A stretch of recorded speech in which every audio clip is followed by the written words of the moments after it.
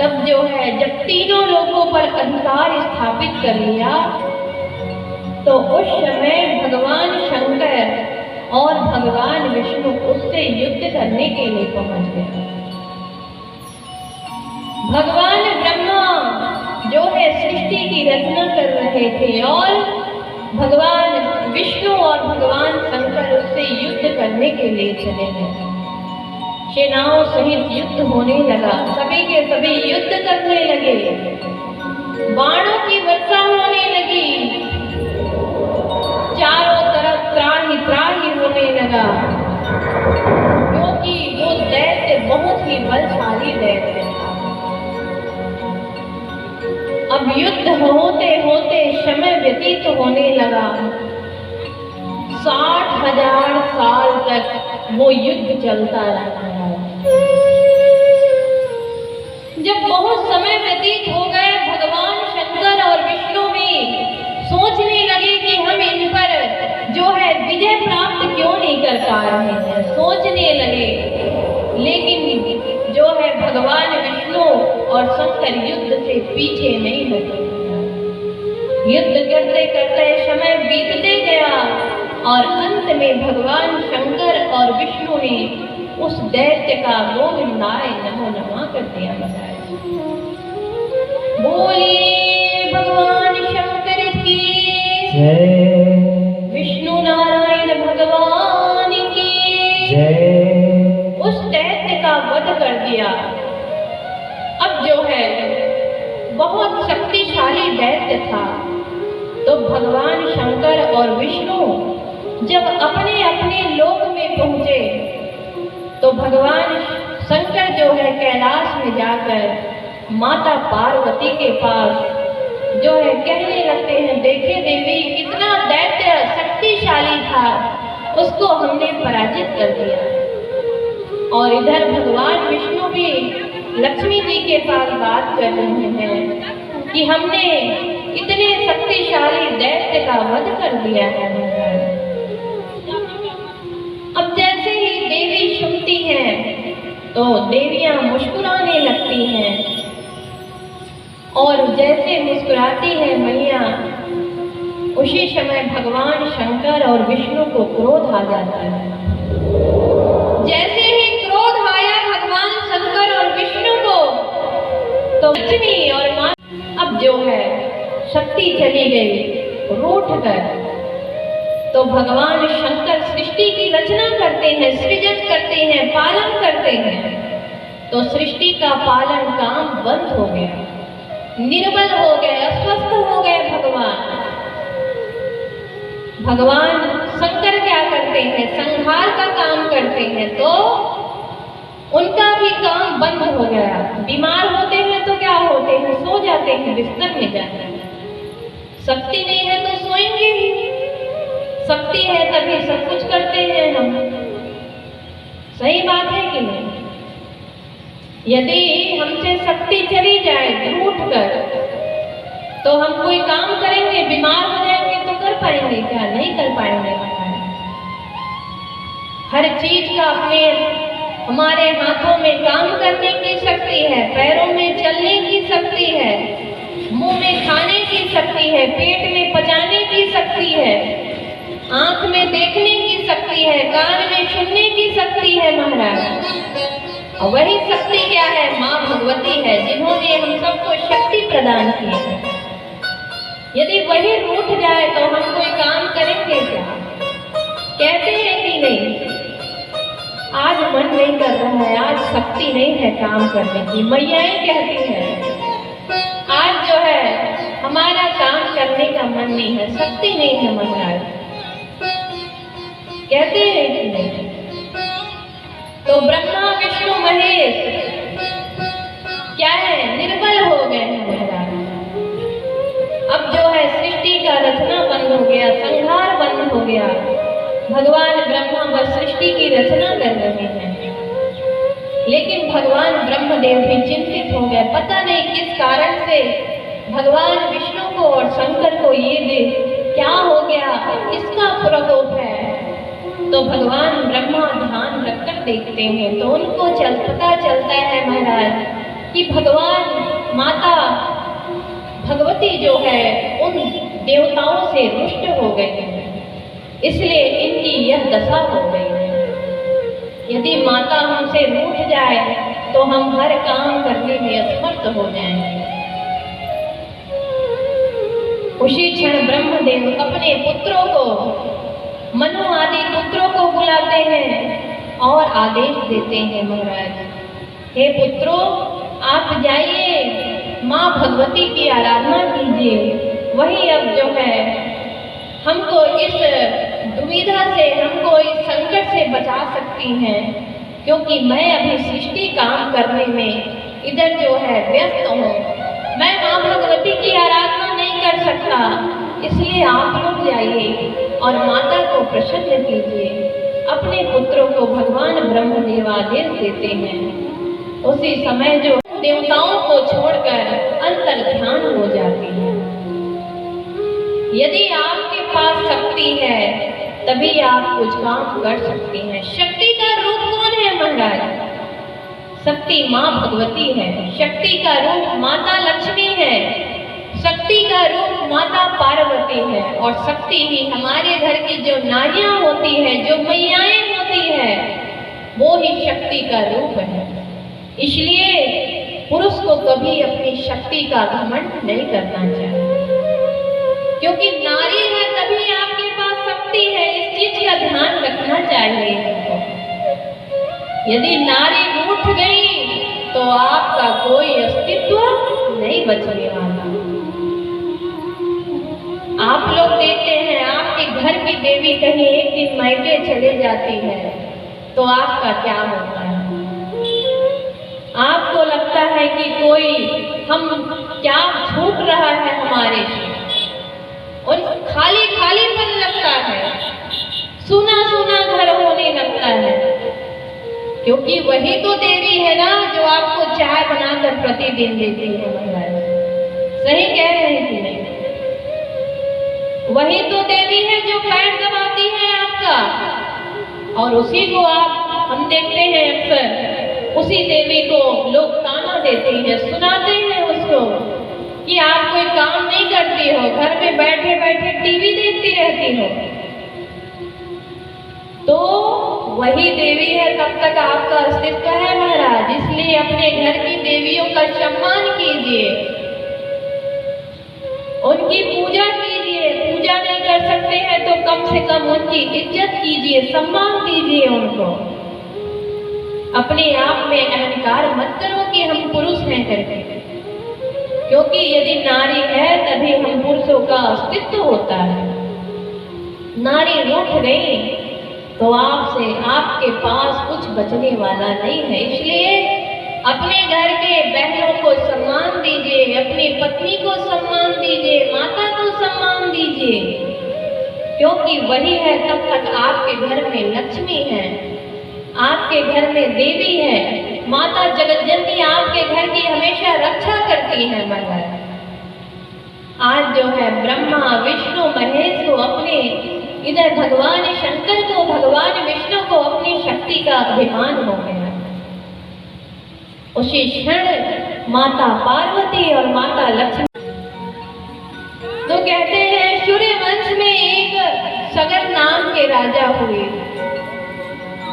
सगर राजा धर्मात्मा राजा थे, प्रजा पालन राजा, प्रजा का पालन करते थे, पोषण करते थे, आचार विचारों को नियंत्रित में रखते थे, धर्म का पालन करते थे। महाराज एक समय जो है उनकी दो पत्नियां हुई, एक का नाम था वैदर्भी और एक का नाम शैव्या था। शैव्या देवी के एक पुत्र हुए जिसका नाम असमंजस था, और वैदर्भी के एक भी पुत्र नहीं था। इसलिए वैदर्भी रानी बहुत परेशान थी, बहुत कष्ट रहती थी, दुखी रहती थी। संतान ही जो है हमारी सद्गति प्रदान करती है। अपुत्रस्य गतिर्नास्ति स्वर्गे नैव च नैव च। वो रानी जो है दुखी रहती थी महाराज। एक समय जो है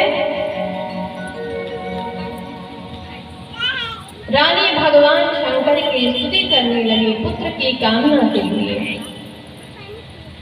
कर्पूरी गौरम करुणावतारम संसार सारम भुजगेन्द्रहारम सदा वसन्तं हृदयारण्ये भवं भवानी शयितं नमामि। भगवान शंकर की स्तुति करने लगे। कठिन तप करने के पश्चात जो है रानी गर्भवती हो गई। धीरे धीरे समय बीतने लगा, लेकिन रानी ने पुत्र को जन्म नहीं दिया। 9 महीने में वैसे तो पुत्र का जन्म हो जाता है, लेकिन जो वैदर्भी रानी थी उसको 100 वर्ष हो गए थे। पेट में उनको लगता है कि मेरे गर्भ में कुछ है, पर उस बच्चे का, उस बालक का जन्म नहीं हो रहा था। और जब 100 वर्ष पश्चात जन्म हुआ तो देखती है देवी तो मांस का टुकड़ा उनके गर्भ से निकला हुआ है।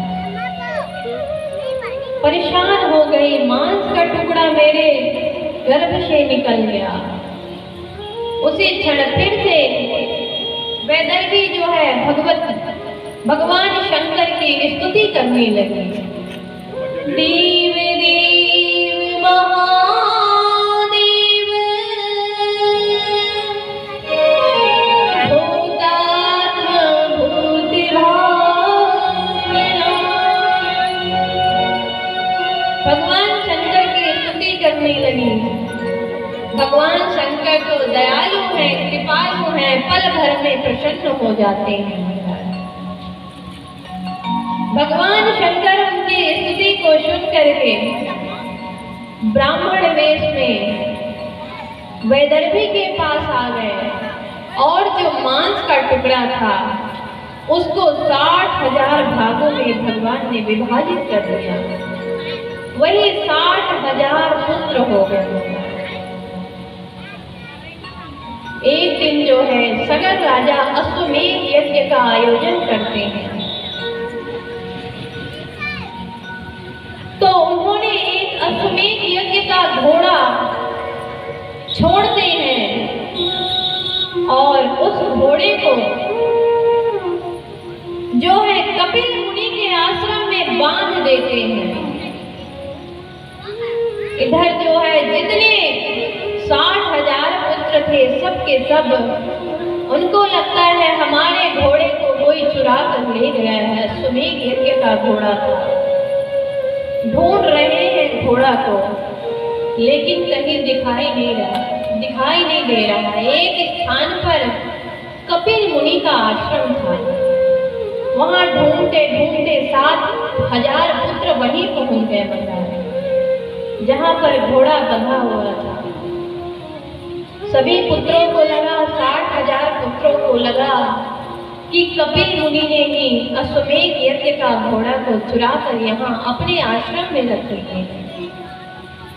क्रोधित हो गए, बिना सोचे समझे मुनि के ऊपर क्रोधित हो गए, गालियां देने लगे उनको कि आपने ही अश्वमेध यज्ञ के घोड़े को आपने ही चोरी कर लिया है। उनको 60,000 जो पुत्र थे सब के सब कपिल मुनि को अपशब्द बोल रहे हैं, गालियां दे रहे हैं। कपिल मुनि को क्रोध आ गया महाराज, और क्रोध आया तो उन्होंने उन 60,000 पुत्रों को श्राप दे दिया कि जाओ तुम यहीं जल करके भस्म हो जाओ। 60,000 पुत्र वहीं पर राख बन गए। इधर जो है असमंजस अपने भाइयों को ढूंढ रहे हैं सेनाओं से, पर किसी का कोई पता नहीं चला। कपिल मुनि के आश्रम में आ गए, उनको पूछने लगते हैं तो कपिल जी ने सारा वृत्तांत बता दिया।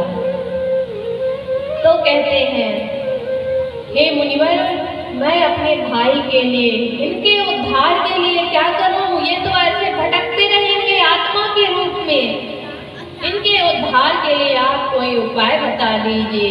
तो मुनि सरल स्वभाव के होते हैं, संत हृदय नवनीत समाना, कहाँ कबीन पर कहे न जाना। मक्खन की तरह उनका हृदय नरम होता है। गुरुजी, हमारे भैया जंगल में रहते हैं, उन्होंने एक लोटा दूध दिया है। अरे मैं भी तुम लोगों के गुरु को, तुम लोगों के भैया को देखना चाहता हूँ। अरे चलो ना, हमारे भैया तो हैं, बड़े भैया तो हैं, चलो दिखा कर आते हैं।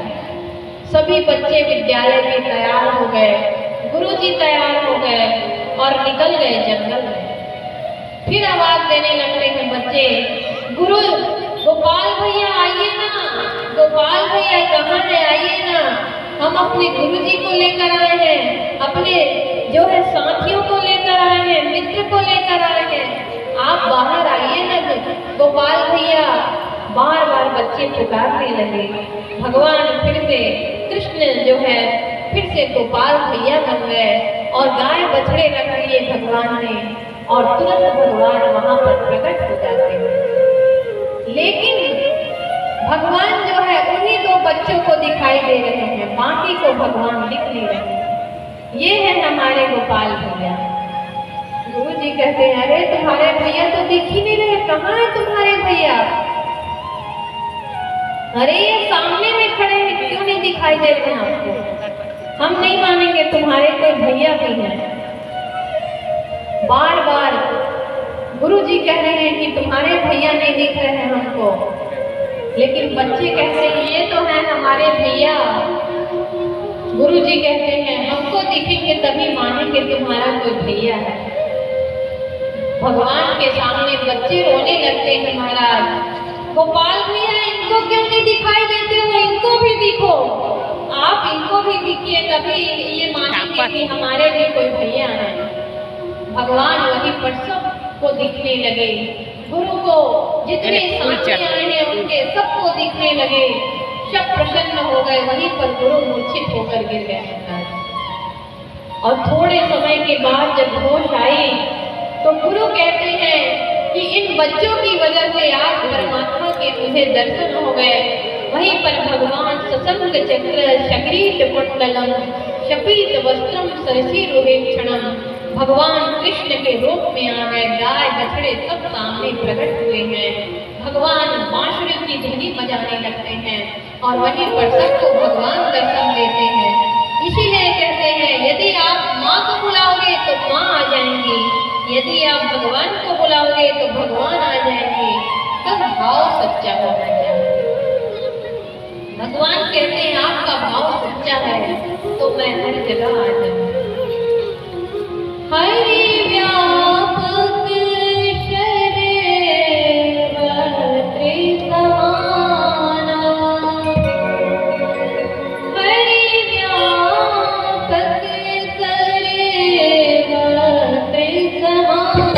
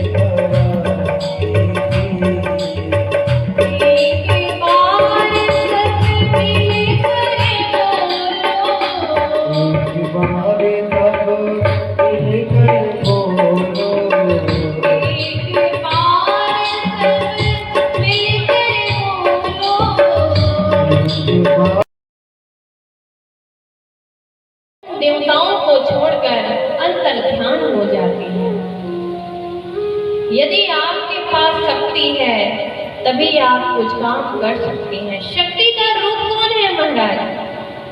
शक्ति माँ भगवती है। शक्ति का रूप माता लक्ष्मी है।